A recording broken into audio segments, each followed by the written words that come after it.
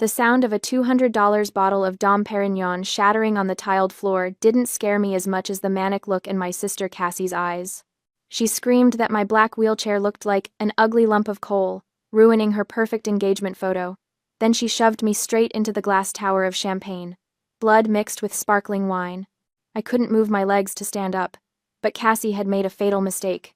She didn't know that the elegant woman who had just crossed the lawn and rushed over to stabilize my neck with the professional motion of a top expert was Dr. Helena Kingsley, the groom's aunt. She was also the very person who had drilled 8 screws into my spine 24 months ago. And this time, Dr. Kingsley wasn't using a scalpel, she was using the law. But I'm getting ahead of myself. To understand how a biological sister could be so cruel, I must take you back to an hour prior, when the wrought iron gates of Magnolia Springs Botanical Garden first swung open. They revealed what could only be described as a pastel fever dream. Pink roses, mint green hydrangeas, and cream-colored lilies spilled from every available surface. Gossamer ribbons twisted around white columns. A string quartet played something baroque and expensive-sounding near a marble fountain. This was Cassie's vision of perfection, and I was about to become the single black mark on her pristine canvas. The mandatory dress code was spring pastel, baby pink, or mint green. The invitation had specified in looping calligraphy, no exceptions. I had complied by wearing a pale pink silk dress that I'd found on sale at Nordstrom Rack, the kind of dress that made me feel almost pretty despite everything. The fabric draped nicely over my atrophied legs, and I'd even done my hair in soft waves that fell past my shoulders. But my ultralight carbon wheelchair was matte black, a specialized piece of equipment worth $5,000 that I had saved forever to buy. Every penny from my disability payments, every birthday check from distant relatives, every dollar I could scrape together from freelance editing work had gone into this chair. It weighed only 18 pounds, and moved like a dream compared to the clunky, hospital-issued one I'd used for the first 6 months after the accident. This chair was my freedom, my independence, my ability to navigate the world without asking for help every 5 minutes. I didn't think Cassie would care about the color. I was wrong about a lot of things back then. I rolled myself up the accessible ramp, thank God the venue actually had one, and scanned the crowd for my sister. She stood near the champagne fountain, a vision in ivory lace that probably cost more than my entire year's worth of medical supplies. Her blonde hair was swept into an elaborate updo, and her makeup was magazine perfect. She was laughing at something Greg, her fiancé, had said, her hand resting possessively on his arm. Greg was a good guy, as far as I could tell from the 3 times I'd met him. He was an architect, soft-spoken and kind, with an easy smile that seemed genuine. I'd wondered more than once what he saw in Cassie. But then again, Cassie had always been good at showing people only what she wanted them to see. I approached with total sincerity, wheeling myself through clusters of guests who politely stepped aside. My heart hammered in my chest.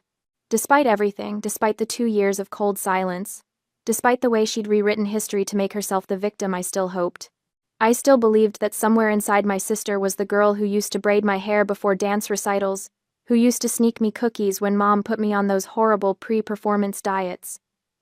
"Cassie," I called out, my voice bright with forced cheer. She turned, and for just a moment, I saw something flicker across her face. Annoyance? Disgust? It was gone so quickly I might have imagined it. "Matilda," she said, her smile not quite reaching her eyes. "You made it." The way she said it, "you made it," as if she'd expected me to fail, or perhaps hoped I would. I swallowed the hurt and held out a small gift box, wrapped in vintage rose-patterned paper.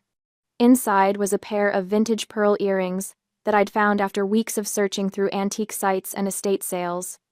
Cassie had said, years ago when we were still close, when the Jeep hadn't yet crashed into the tree, when I could still stand on my toes and execute 32 perfect fouettes, that she loved vintage pearls. They reminded her of Grandma's jewelry, she'd said. The pearls Grandma wore in her wedding photos, the ones that had been lost when she passed. To buy these earrings, I had to withdraw money from my emergency medication savings fund, the account I kept for when insurance inevitably denied coverage for something essential. But I'd wanted to give Cassie something meaningful, something that said, "I still love you, even though you've made it clear you don't love me back." I naively waited for a smile, or at least a nod of acknowledgement. Cassie took the box with 2 fingers, as if it might contaminate her. She opened it without ceremony, glanced at the pearls nestled in tissue paper, and her lip curled. Second hand? She said it like a diagnosis. It looks old. This doesn't match my Vera Wang dress at all.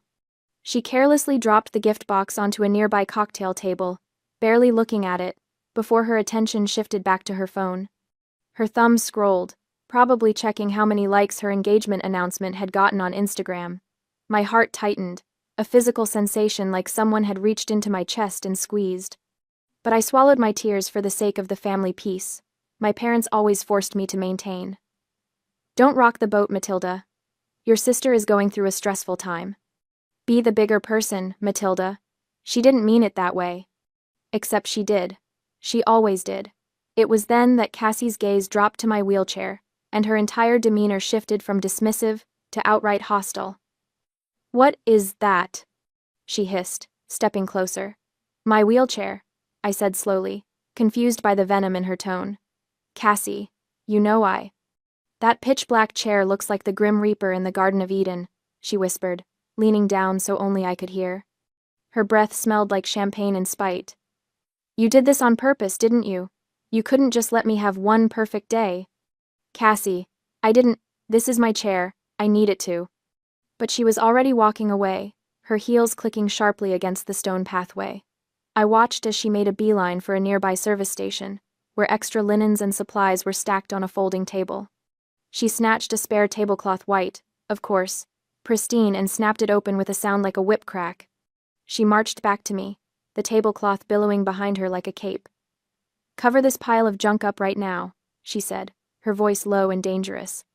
Before I could respond, she tried to drape the tablecloth over my legs, over the chair, as if I were a piece of furniture that didn't fit her aesthetic. As if I were something shameful that needed to be hidden away. For the first time in 2 years, 2 years of accepting blame for an accident I didn't cause, 2 years of enduring her cold shoulder and her pointed comments and her revised version of history, I fought back. I grabbed the tablecloth and pushed it away. No. Such a small word. Such enormous consequences. Cassie's face went red, blotchy patches appearing on her neck and cheeks. She yanked the tablecloth back and stormed away, but not before I heard her mutter, "Ungrateful bitch." For the next hour, I watched from the periphery, as Cassie worked the crowd, her charm turned up to maximum wattage. I watched her whisper to guests, watched them glance in my direction with expressions ranging from pity to suspicion. I knew what she was doing, I'd seen her do it before. She was controlling the narrative, getting ahead of whatever story might emerge from our interaction. Later, I would learn exactly what she'd been telling people, that I had Munchausen syndrome, that I just loved sitting in that wheelchair for pity, but I was actually fine. That the accident from 2 years ago, the accident she caused while driving the Jeep and texting her ex-boyfriend before hitting a tree, wasn't nearly as bad as I made it out to be. That I was dramatic, attention-seeking, jealous of her happiness. She was using my tragedy to paint me as a liar in everyone's eyes. And the worst part? Some of them believed her. The engagement party continued around me like I was a rock in a stream, guests flowing past, occasionally glancing over, mostly pretending I wasn't there. I parked myself near the rose garden, away from the main festivities, and watched my sister float from group to group like some kind of pastel butterfly.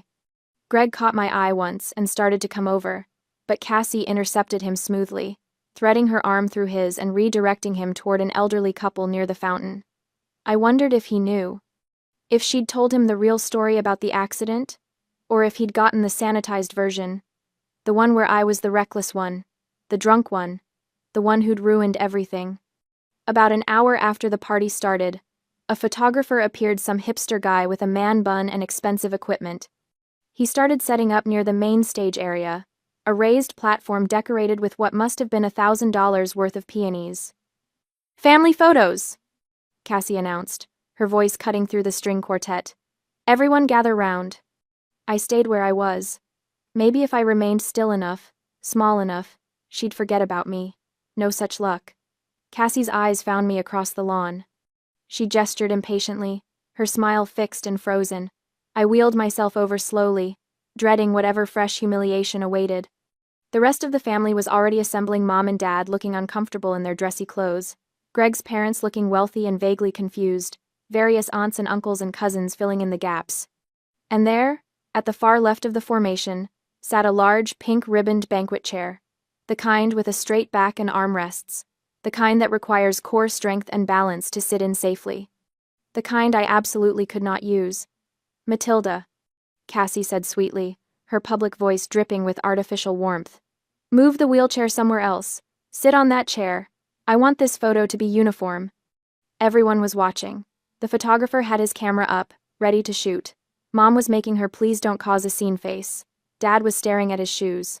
"Cassie," I said quietly, trying to keep my voice steady. "You know I have a T10 spinal injury.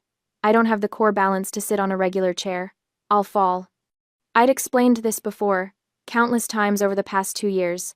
A T10 complete spinal injury means I have no sensation or movement from approximately my belly button down. No abdominal muscles to hold myself upright. No ability to catch myself if I start to tip. Sitting in a regular chair without support was like asking someone to balance on a tightrope with no pole theoretically possible for about 5 seconds before physics and gravity won. Cassie's smile didn't falter, but something dark and ugly flashed in her eyes. "You're just good at ruining things," she said, her voice still sugary for the benefit of the crowd, but with an edge sharp enough to draw blood. Then, leaning closer, she whispered, "You're jealous because I'm getting married and you're a cripple, right?" The word hit me like a slap. Not because I hadn't heard it before. I'd heard it from strangers, from kids, from drunk assholes at bars, but never from my own sister. Never from someone who was supposed to love me. "Stand up, you fake," she hissed, and then she grabbed me. The action happened so fast it completely surprised me. Cassie used both hands to grip me under my left armpit and yanked upward with a strength I didn't know she possessed. The jerk was violent, unexpected, pulling me up and forward at an angle that immediately threw off what little balance I had. My hands scrambled for the armrests of my chair but found only air. The world tilted sickeningly. In her fury and her haste, Cassie stepped on the hem of her own long dress. I saw her stumble, saw her arms windmill as she fought to keep her own balance. Her grip on me loosened and then released entirely as she dodged backward, trying not to fall. She caught herself, took a step back, regained her balance with the grace of someone who still had full control of their body. I wasn't so lucky. My lower body was immobile, dead weight that I couldn't control or compensate for. The momentum from her pull launched me forward. I had no leg muscles to brace with, no core strength to right myself. I was falling, and there was nothing I could do to stop it. The champagne tower was directly in front of me. An elaborate pyramid of crystal glasses, each one filled with golden bubbling liquid, stacked 7 levels high. Probably cost more than my monthly rent.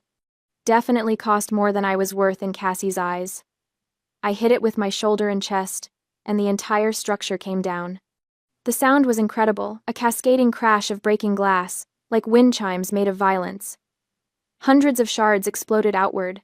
I felt them slice into my hands as I tried to break my fall. Felt them cut my face, my neck, my arms. Sharp pain bloomed across my skin in a dozen places. My head snapped to the side, hitting the tile floor hard enough to make my vision blur. The expensive bottle from the top of the pyramid, that $200 Dom Perignon that someone had placed there like a crown, fell onto my shoulder with a heavy thud before rolling away. Blood began to spread across the white tiles, mixing with champagne into a grotesque rosé. My pink dress was soaked through, and I couldn't tell anymore what was wine and what was blood. My hands looked like they'd been through a paper shredder, glass embedded in my palms and fingers. The entire garden went dead silent. No music, no chatter. Just the sound of champagne still dripping from the edge of the platform, and my own ragged breathing. I lay there, unable to move, afraid to move. My neck hurt. My head was ringing. And somewhere above me, I heard Cassie's voice, high and hysterical. "Oh my God. My $5,000 dress. You ruined my party." Not, "Are you okay?" Not, "Someone help her. Stand up right now." I couldn't see her. My angle on the floor gave me a view of mostly chair legs and horrified faces, but I could hear her perfectly. Could hear the absolute lack of concern, the narcissistic focus on herself, on her party, on her dress. Someone gasped. Several people started to move forward, to help, but a voice cut through the chaos like a knife. "Stand still, don't anyone touch her." The voice was female, authoritative, The kind of voice you obeyed without question. Through my blurred vision, I saw a woman drop her Gucci handbag onto the grass and push past a waiter. She moved with purpose, with the confidence of someone who knew exactly what to do in an emergency. She knelt beside me in the puddle of wine and blood, not caring about her elegant cream-colored pantsuit. Her hands were gentle but firm as she placed them on either side of my head, stabilizing my neck in the standard medical C-spine technique. "Listen to me carefully," she said, her voice calm and professional. "Don't try to move. Don't turn your head. I'm going to hold you steady until the paramedics arrive." I knew that voice. Dr. Helena Kingsley, Greg's aunt, the chief of neurosurgery at Mount Sinai Hospital, the woman who had saved my life 24 months ago. Dr. Kingsley looked up, her sharp gaze finding Greg in the crowd. "Call 911 immediately. Report a spinal injury and assault. Request police and an ambulance. Right now." "Assault?" Cassie's voice went shrill. "What are you talking about? She fell. It was an accident." But Dr. Kingsley wasn't looking at Cassie.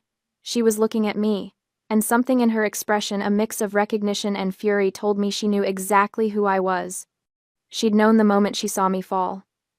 "Matilda Wells," she said softly, "just for me. I know you. I'm going to take care of you. You're safe now." And despite the pain, despite the blood, despite everything, I felt something inside me finally break free. I wasn't alone anymore. The minutes that followed existed in a strange, disconnected bubble. Time moved differently when you were lying on the ground, held immobile by the steady hands of someone who knew exactly how fragile your spine was. I could hear everything, every whispered conversation, every shocked gasp, every click of a camera phone, but I couldn't react, couldn't turn my head, could only stare up at the perfect blue sky and the lacework of tree branches above me while Dr. Kingsley maintained her grip. "You're doing great, Matilda," she said quietly. "Keep breathing. Slow and steady. That's it." Somewhere to my right, Cassie was spiraling. "Aunt Helena, you're overreacting." Her voice had that particular quality of panic that came when a narcissist realized they were losing control of the narrative. "She's faking it. She can walk. She's just acting to ruin my day." Dr. Kingsley's hands didn't move from my head, but her voice could have frozen nitrogen. "Miss Wells," she said, loudly enough for everyone to hear, "I am the one who personally drilled 8 pedicle screws into your sister's T10 and T11 vertebrae 24 months ago at Mount Sinai Hospital. I know the structure of her shattered bones better than she does herself." A collective intake of breath from the crowd. I couldn't see their faces, but I could imagine them, the slow realization, the pieces clicking into place. "Do you want to debate medical knowledge with the chief of neurosurgery, Dr. Kingsley continued, her tone making it clear this was not actually a question. Silence from Cassie. Blessed, beautiful silence. The confirmation from a top medical expert carried more weight than any of Cassie's lies ever could. All of her whispered rumors throughout the party about Munchausen syndrome, about faking, about seeking attention collapsed like the champagne tower, shattered just as completely. From my position on the ground, I could see some of the guests more clearly now. An elderly woman I didn't recognize had her hand over her mouth, tears in her eyes. A younger couple stood frozen, the man with his arm protectively around the woman, and there, at the edge of my vision, was Greg. His face had gone completely white, his expression shell-shocked. Cassie stood frozen, her perfect updo starting to come undone, her $5,000 dress stained with champagne and, I noted, with a dark satisfaction, a few drops of my blood. Around us, whispers rippled through the crowd like wind through grass. "Did you see what she did? She pulled her right out of the wheelchair. That poor girl. Will she be okay?" Someone said the sister was texting during the car accident too. Is it true? Did she really cause it? As for me, lying there amidst the pain and chaos, glass still embedded in my skin, blood drying sticky on my face, I thought, I'm still alive. How could it get any worse? It was almost funny, in a dark way. Surviving a horrific Jeep crash that had killed my ballet dreams and my future, that had left me with 8 screws holding my spine together and no feeling below my waist, had given me a certain calmness. An absolute experience in sensing survival. I'd already faced the worst thing I could imagine. Everything after that was just details. But this public revelation, this exposure of Cassie's true nature, this was something new. something that felt almost like justice. The sound of sirens cut through the garden, growing louder. Within minutes, paramedics were surrounding me, their movements efficient and practiced. They worked in tandem with Dr. Kingsley, who gave them a rapid-fire assessment of my condition and medical history. T10 complete, hardware in place, recent trauma to the head and cervical spine, she rattled off. Multiple lacerations, possible concussion. I want her in a collar and on a backboard, and someone call ahead to County General, tell them Helena Kingsley is accompanying the patient, and I want imaging immediately. The paramedics didn't question her. When a neurosurgeon gave orders, you followed them. They applied a rigid neck brace, carefully rolled me onto a backboard, and secured me with straps. Every movement sent fresh waves of pain through my cuts, but I bit my lip and stayed quiet. I'd had worse. I'd survived worse. As they lifted me onto the stretcher, I finally got a full view of the scene. The demolished champagne tower, the blood-soaked tile, the scattered shards of crystal catching the afternoon sun like diamonds. And the guests, at least 50 of them, all staring with varying expressions of horror, pity, and morbid fascination. This was supposed to be Cassie's perfect day, her moment in the spotlight. Instead, it had become her exposure. 2 police officers had arrived with the ambulance, and I watched as they approached Cassie. One of them, a woman with her hair pulled back in a severe bun, pulled out a notepad. "Ma'am, we need to ask you some questions about the incident." Cassie's face was a mask of barely contained panic. "It was an accident. I was just trying to help her sit down for the photo. She's my sister. I would never." I saw what happened. The voice came from an older man in a gray suit, someone I recognized vaguely as one of Greg's business associates. He stepped forward, his expression grave. I was standing less than 2 meters away. He said, his voice clear and firm, "My name is Lucas Chambers. I clearly saw her." He nodded toward Cassie. "Use both hands to grab her sister and pull hard with intent. That was not accidental or a slip of the hand. She deliberately caused this girl to fall. That is assault." The testimony of this independent witness was ironclad evidence. An unbiased observer, a respected businessman, someone with no reason to lie and every reason to stay out of family drama. His words carried the weight of truth. The female police officer's expression hardened. She stepped closer to Cassie. "Ma'am, given the witness testimony and the victim's injuries, you need to come with us to the station for questioning regarding an assault charge." "What? No!" Cassie shrieked, backing away. "You can't take me! It's my engagement party! Get away from me!" She swatted at the officer's hand, hysterical now, her entitlement overriding any sense of self-preservation. "Greg, tell them to stop." "Ma'am, stop resisting," the officer commanded. When Cassie tried to turn and run toward the house, the officers moved instantly. They grabbed her arms, spinning her around. The handcuffs clicked into place, and Cassie started to cry. Not delicate tears that could be dabbed away with a tissue, ugly, snotty sobs that made her mascara run in black rivers down her face. Her magnificent pastel dress, the one that had cost $5,000, was now stained with wine and blood and ruined beyond repair. As the police led her toward the patrol car, she kept looking back at Greg, at our parents, at anyone who might intercede. But the crowd parted for her like the Red Sea, everyone stepping back to avoid being associated with her downfall. Most importantly, Greg stood silent. He didn't defend her, didn't argue with the police, didn't proclaim her innocence or beg them to let her go. He and his family turned their backs on Cassie. That was the moment I realized my first emotional release. She was no longer untouchable. For 24 months, Cassie had been protected by the family narrative.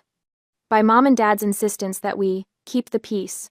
By their willingness to sacrifice my truth for her comfort.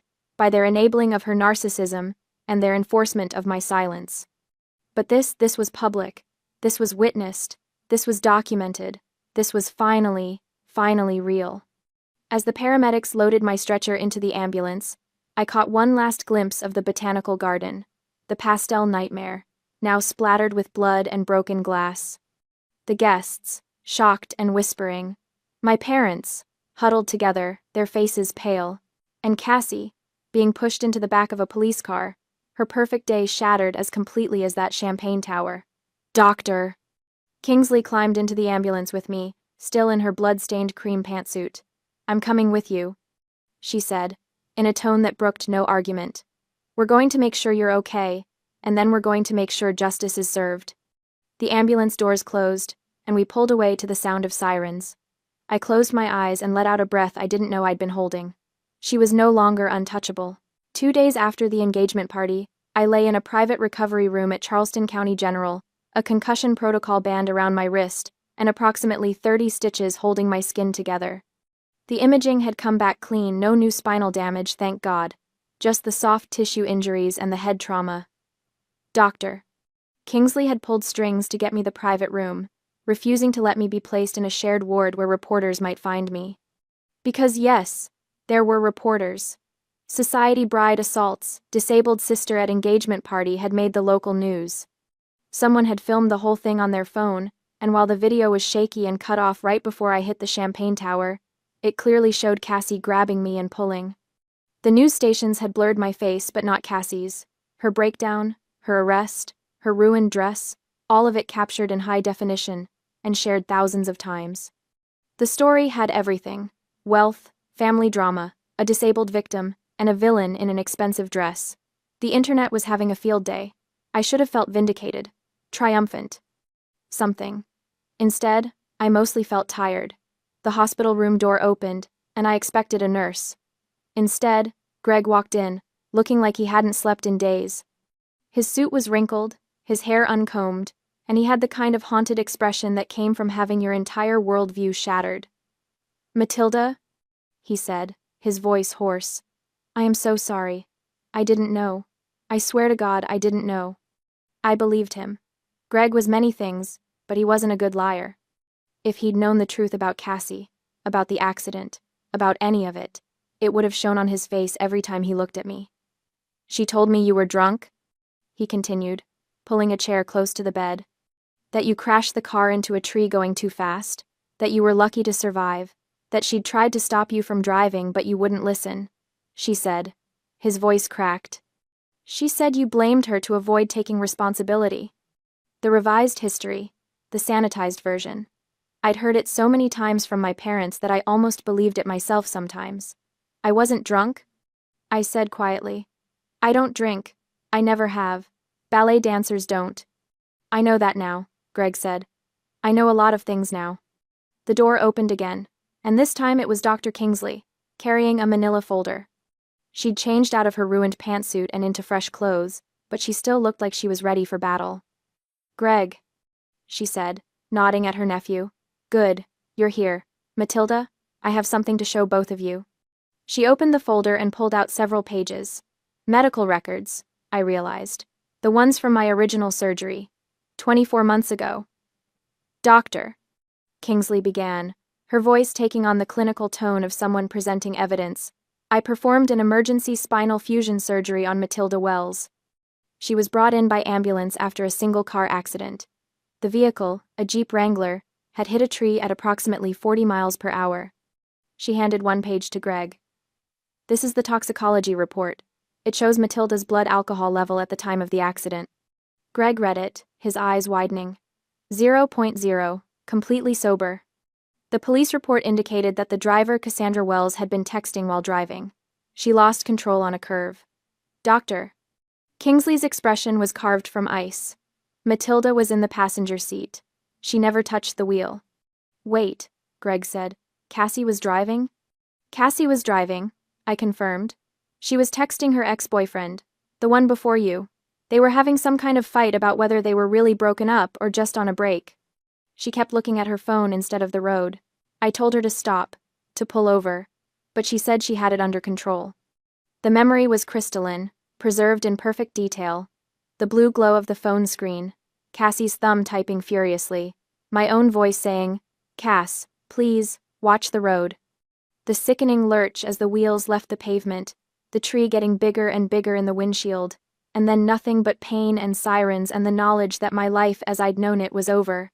"Why didn't you tell anyone?" Greg asked, his voice barely above a whisper. "I tried," I said. "When I first woke up after surgery, I told my parents what happened. They said..." I stopped, swallowed hard. They said it would ruin Cassie's life if people knew she'd caused it. They said the insurance would sue her, that she might go to jail, that I needed to protect my sister. They convinced me to say I'd been driving, that I'd lost control. Jesus Christ, Greg muttered. My parents have always protected Cassie, I continued. When we were kids, it was small stuff. She'd break something, blame me, and they'd believe her. As we got older, it got worse. She'd steal money from my wallet, lie to my friends, sabotage my dance auditions by hiding my shoes or telling me the wrong time, but they always made excuses for her. She was stressed. She didn't mean it. I was being too sensitive. Dr. Kingsley closed the folder with a sharp snap. What Cassie did at that engagement party was assault. What your parents did 24 months ago was coercion and insurance fraud. The statute of limitations hasn't run out on either. Greg looked like he might be sick. I almost married her. He put his head in his hands. How did I not see it? Narcissists are excellent performers, Dr. Kingsley said, not unkindly. They show you exactly what you want to see, until it's too late. We sat in silence for a moment, the weight of revelations settling over us. I could see Greg processing, reevaluating every moment of his relationship with Cassie through this new lens. Wondering what else she'd lied about, wondering who she really was beneath the performance. The door burst open, no knock, no warning. My parents rushed in like a storm surge, all flailing hands and loud voices. Matilda! Mom grabbed my hand, squeezing too hard. Oh, thank God you're okay. Dad positioned himself at the foot of the bed, his expression grave. We've been so worried. We came as soon as we heard. They hadn't visited yesterday, hadn't called to check on me. But now that Cassie needed something, here they were. We need you to do something, Mom said, her eyes red-rimmed but dry. No actual tears, I noted. Just the performance of crying. It's very important. Here it comes, I thought. Matilda, please drop the charges, Dad said. Call the police and say you slipped. Say your sister was just trying to help you up.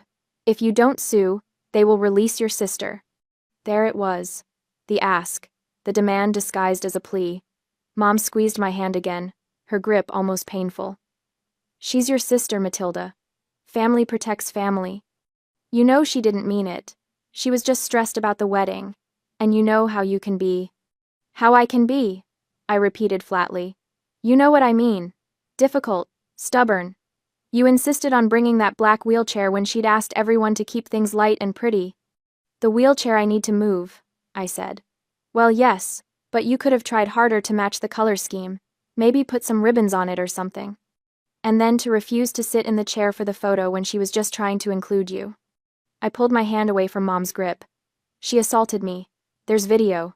There are witnesses. Witnesses can be mistaken, Dad said quickly. It all happened so fast. People see what they want to see.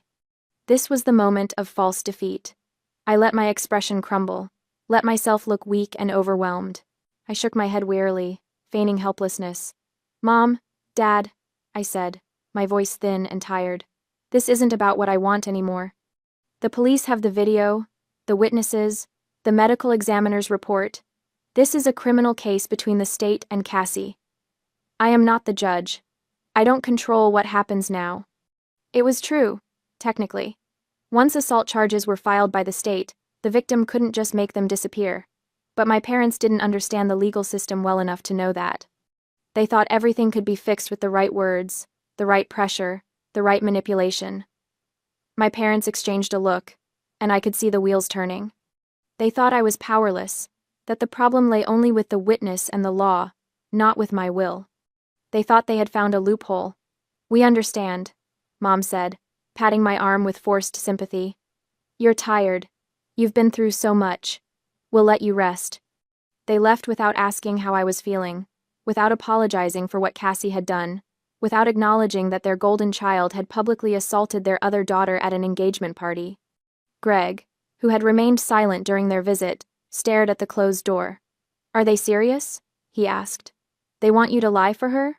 After everything? They always want me to lie for her, I said simply.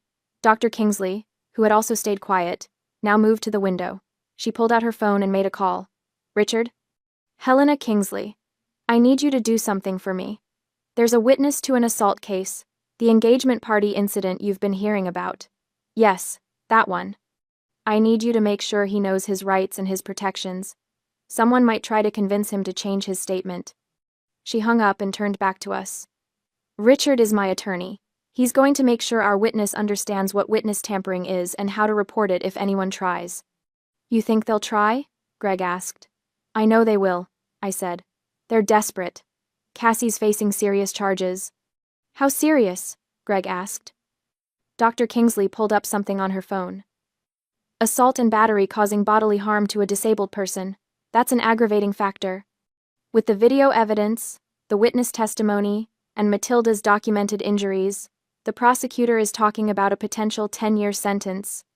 Greg went pale. 10 years? She pushed a paraplegic woman into a tower of glass. Doctor? Kingsley said coldly. She could have killed her.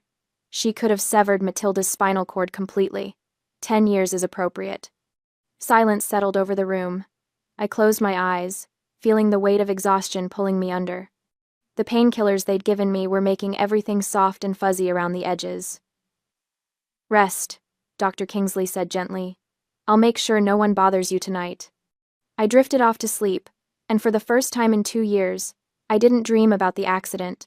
The next morning, I woke to hushed voices outside my door.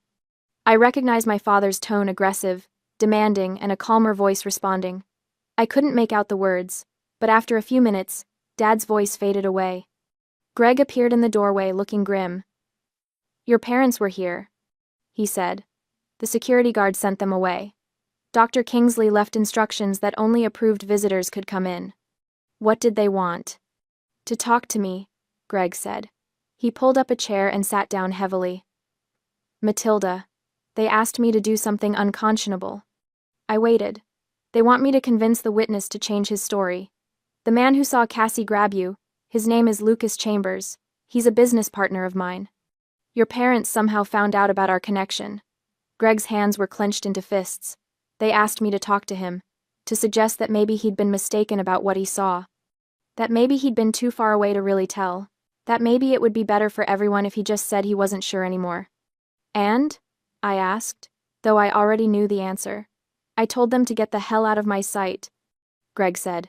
Do they understand what they were asking me to do? That's witness tampering. That's a federal felony. I could lose my license, my career, everything.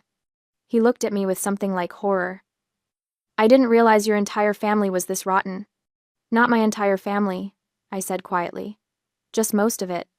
Greg stood up and started pacing. I've already called Lucas.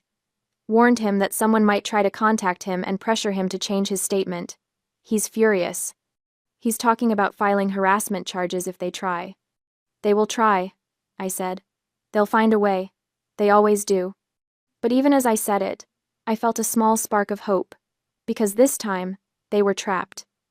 This time, there were too many witnesses, too much evidence, too many people who knew the truth. This time, their usual tactics wouldn't work. They had taken the bait. They had just single-handedly drowned their last hope. Greg left around noon, promising to return later with real food because hospital food is criminal. Doctor. Kingsley stopped by to check my stitches and declare me healing nicely, which in doctor speak meant I looked like I'd lost a fight with a blender but wouldn't die from it. I was alone, staring at the ceiling and contemplating the strange turns life takes, when my phone rang. Unknown number. Miss Wells? This is Jennifer Hart from Hartwell & Associates. I'm the attorney who's been assigned to your case. My case? The assault case against your sister, Cassandra Wells. I wanted to touch base with you about the proceedings and discuss some developments. I sat up straighter, ignoring the pull of stitches. What kind of developments? Your sister's defense attorney reached out this morning. They'd like to negotiate a plea deal. My heart started pounding. What kind of plea deal? They're concerned about the strength of the prosecution's case. The video evidence is damning, the witness testimony is solid, and the aggravating factors assault on a disabled person, causing serious bodily injury, mean your sister is looking at significant prison time, if this goes to trial. How much time? The prosecutor is confident they can get 10 years, maybe more, given the public nature of the assault and the clear premeditation. 10 years. A decade of Cassie's life. She'd be 41 when she got out. Middle-aged. Her youth, her beauty, her prime years all spent in a cell. I should have felt triumphant. Vindicated. Instead, I felt complicated. What are they offering? I asked. If you agree to submit a victim impact statement requesting leniency, and if you're willing to tell the judge that you believe your sister can be rehabilitated, they're willing to plead guilty to a reduced charge, aggravated assault, instead of assault with intent to cause serious bodily harm. With your statement and a guilty plea, she'd likely serve 2 years. Maybe less with good behavior. 2 years instead of 10. Still prison, still consequences, but not life-destroying. There's a catch, miss. Hart continued. They want restitution. Full restitution for your medical expenses, pain and suffering, and punitive damages. They're proposing a total of $420,000. I nearly dropped the phone. $420,000? Your medical bills from the current hospitalization alone are close to $60,000. Add in the lost wages, the therapy you'll need, the pain and suffering from the assault itself, and punitive damages for the emotional distress. It's actually quite reasonable. Some lawyers would push for double that. But my parents, they don't have that kind of money. That's their problem, not yours, miss. Hart said calmly. If they want this plea deal, they pay. If they don't pay, we go to trial, and your sister does the full 10 years. When would they need to pay by? The preliminary hearing is scheduled for next week. They'd need to wire the full amount into our trust account before that hearing. 7 days from now. 7 days to come up with $420,000. It was impossible. My parents lived comfortably, but not lavishly. Dad was a middle manager at an insurance company. Mom worked part-time at a boutique. They had a nice house, a sailboat they took out on weekends, their retirement savings, but nearly $500,000 in cash. Miss Wells, I need to know. Are you willing to submit the leniency statement if they meet the financial terms? Was I? 2 years in prison wouldn't destroy Cassie's life completely. She'd survive it. Maybe it would even change her, force her to confront the consequences of her actions. 10 years, though, that was different. That was life-altering in ways that couldn't be undone. And the money, $420,000, would set me up for life. I could afford the medical equipment I needed, the therapy, the modifications to whatever home I ended up in. I could live independently, not have to rely on disability payments and charity. Yes, I said finally. If they pay the full restitution by the deadline, I'll submit the statement. Good, Miss Hart said. I'll let them know. 1 week, Miss Wells. The clock is ticking. My parents showed up that evening, looking haggard. Dad's face was gray, his shoulders slumped. Mom had aged 10 years in 3 days. $420,000, Dad said without preamble. That's what they're demanding. That's what the lawyer calculated, I said neutrally. We don't have that kind of money, Mom said, her voice breaking. We've been to the bank. We've called everyone we know. We can't just... You can liquidate your $401k, I said calmly. They stared at me. I checked. Between both of your retirement accounts, you have about $280,000. With the early withdrawal penalties and taxes, you'd net maybe $200,000. You can sell the sailboat not on the market, but to a wholesaler or liquidator. They'll give you cash instantly but at a fraction of the value. That's another $100,000 if you're lucky. For the rest. There are hard money lenders who fund against home equity in days, not weeks. The silence was deafening. That's our retirement, Dad finally said. That's everything we've worked for our entire lives. Selling to liquidators? Hard money loans? We'll lose 50% of the value on everything. We'll be ruined. And my spine is broken, I said, my voice hard. My career is gone. My life as I knew it is over. Because Cassie was texting while driving and you made me lie about it. Because you've protected her and enabled her and sacrificed me for her comfort my entire life. We did what we thought was best for the family, Mom whispered. You did what was easiest for Cassie, I corrected. You always have. And now you get to decide what's more important, your retirement fund or your daughter's freedom. Dad's face went red. You're really going to do this? You're really going to destroy your own family? I'm not destroying anything, I said. Cassie destroyed this family the moment she grabbed me and threw me into that glass tower. I'm just refusing to lie about it anymore. You pay the restitution. I sign the leniency statement. Cassie does 2 years instead of 10. Everyone walks away. Everyone except us, Dad spat. We'll have nothing. No retirement, no savings, no boat. You'll have your house and your jobs and your health, I said. That's more than Cassie left me with. Mom started crying real tears this time, not the performed ones. How can you be so cruel? I learned from the best, I said. They left without another word. For the next week, I watched the clock. I stayed in the hospital longer than necessary, partially because Dr. Kingsley insisted on monitoring me for complications, partially because I had nowhere else to go. My apartment was a third-floor walk-up with no elevator, and I'd been staying with my parents before the engagement party. That option was clearly off the table now. Greg visited daily, bringing food and keeping me company. He'd officially broken off the engagement, returning the ring to his mother and telling Cassie's lawyer that there would be no reconciliation. His parents had even offered to help me find an accessible apartment, a gesture that brought me to tears. Dr. Kingsley checked in regularly, updating me on Cassie's status. She was out on bail, staying with our parents, apparently having a breakdown that involved screaming and throwing things and blaming everyone but herself. On the 6th day, my lawyer called. They're doing it, Miss Hart said. Your father liquidated both 401 KS this morning. Took a massive hit on the penalties. They also drove the sailboat to a marine salvage dealer. They practically gave it away for immediate cash fire sale price. And they signed papers with a high-interest lender this afternoon for the gap funds. Will they make it? If the wire's clear? Barely. It'll be close. On the 7th day, the day of the deadline, I sat in the hospital room with my phone in my lap, watching the clock. The deadline was 5 p.m. At 4:47 p.m., my lawyer called. The wire just cleared, she said. $420,000, paid in full. I closed my eyes and took a deep breath. I'll draft your victim impact statement tonight.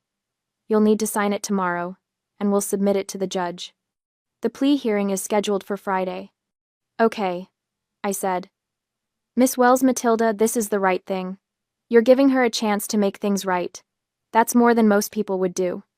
After she hung up, I sat in the silence of the hospital room and thought about the cost of family. My parents had paid $420,000 to save Cassie from a decade in prison.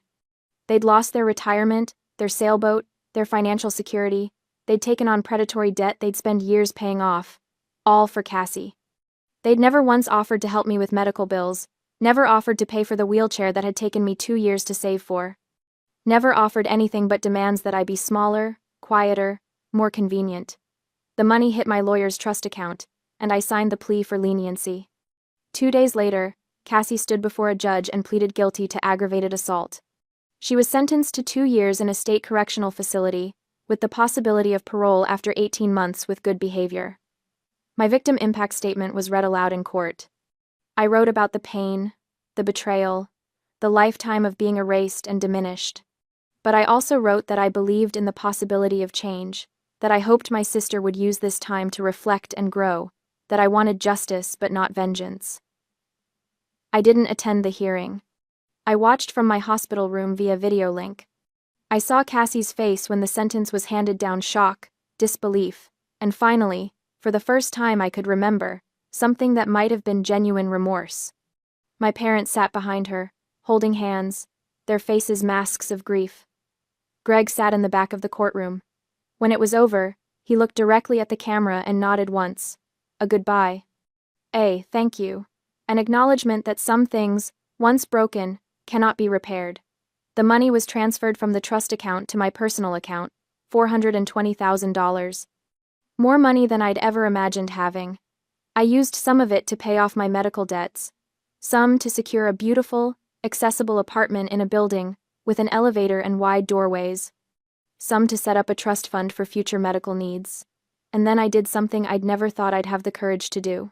I cut off all contact with my parents. I blocked their numbers. Returned their letters unopened. When they showed up at my new apartment, I didn't answer the door. They'd made their choice. They'd always made their choice. Now I was making mine. I took that money, and I started a new life. 18 months have passed since the courtroom gavel fell, and today, I'm sitting on a sun-drenched beach in the south of France. For the first time in 42 months, I don't feel like I'm drowning. The Mediterranean stretches out before me, impossibly blue, the kind of color that doesn't exist in Charleston. The sand is warm beneath my left hand where I've braced myself against the wheelchair. My matte black carbon chair, the same one Cassie tried to hide under that goddamn tablecloth, sits proudly in the sunlight now. I'm not hiding anymore. The $420,000 restitution money changed everything. Not because money fixes paralysis, it doesn't, and anyone who tells you otherwise is selling something, but because it bought me choices. Real choices. Not the scraps my family used to offer me with their pitying smiles and their, maybe next year, Matilda, promises. I used a significant portion of it to fund experimental treatment at the Zurich Neuroscience Research Institute, cutting-edge neural chip implant technology. The kind of thing that makes neurologists either excited or skeptical, with very little middle ground. Dr. Kingsley, bless her pragmatic heart, had given me the contact information with a simple, "It's worth trying. No guarantees, but the research is promising." The medical result wasn't some miraculous stand-up-and-walk moment like you see in the movies. Recovery never works that way, no matter what the Hallmark Channel tells you. But 3 weeks ago, during one of my focused visualization exercises, something happened. My right big toe twitched, just slightly, barely a millimeter of movement. But I felt a tingling current of electricity that ran down my calf, following neural pathways that had been dark and silent for 42 agonizing months. The first real sensation, below my T10 injury since the Jeep rolled. I had stared at my foot for a full minute, convinced I'd imagined it. Then I did it again, and again. Each time, that tiny twitch, that whisper of reconnection between my brain and my body. Matilda, did you see that? Mari, the 35-year-old woman sitting in the beach chair next to me, had been watching during one of my exercises yesterday. When my toe moved, she screamed in delight, launching herself out of her seat to grab my shoulders. She hugged me so tightly I couldn't breathe, crying even louder than I was. Mari, my found family. I met her at the Research Institute in Switzerland. She'd been volunteering there, helping patients navigate the foreign medical system, translating German medical jargon into understandable English, and generally being the kind of human that restores your faith in humanity. She told me she'd cared for her paralyzed sister for 10 years before she passed away from complications. When she met me, Mari said I reminded her of her sister, same stubborn determination, same dark humor about our circumstances, same refusal to be defined by our limitations. For me, Mari filled a void I didn't even know how desperately I needed filled. She became the caring, understanding, protective sister I never had, the sister Cassie could never be. My phone vibrates in the bag hanging off my wheelchair. I almost ignore it. I've gotten good at ignoring things that don't serve me, but something makes me check. An email from Mom. The subject line is empty, but there's an attachment. A photo of a handwritten letter. My stomach tightens as I open it. The handwriting is Cassie's, still that perfect Catholic school cursive, even after 2 years in prison. She was released early last week for good behavior. According to Mom's brief message, Cassie refused to move back in with our parents. Instead, she found a small town somewhere in the Midwest, got a job as a server at a bakery, and rents a tiny apartment above a hardware store. The letter itself is short. Matilda, I'm sorry for taking your legs and your life's dream. I don't expect you to forgive me. The days in prison helped me understand how terrible I was. I am learning to be a decent human being from zero. Live well, Matilda. I read it twice, then a third time. My heart feels light. Not because of the apology words are cheap, and Cassie's words were always prettiest when they meant the least, but because I realize, sitting here with the sun on my face and Mari humming beside me, that I don't care anymore. No more resentment burning in my chest. No more imagining what I'd say to her if I saw her again. No more rage keeping me awake at night, but also no need to reconnect. No obligation to rebuild something that was never really there. Cassie is learning to be a decent human being? Good for her. She can do that without me. I turn off my phone and drop it into my bag, leaving the past exactly where it belongs. Mari, I say, beaming at her. Let's go get ice cream. My treat. Mari laughs, this full-bodied, joyful sound that makes strangers turn and smile. She stands, moving behind my wheelchair. Let's go, little sister. She pushes me along the coastal path, and our laughter blends with the sound of the ocean waves. The breeze tastes like salt and freedom. This is my real family. This is my real life. And damn, it feels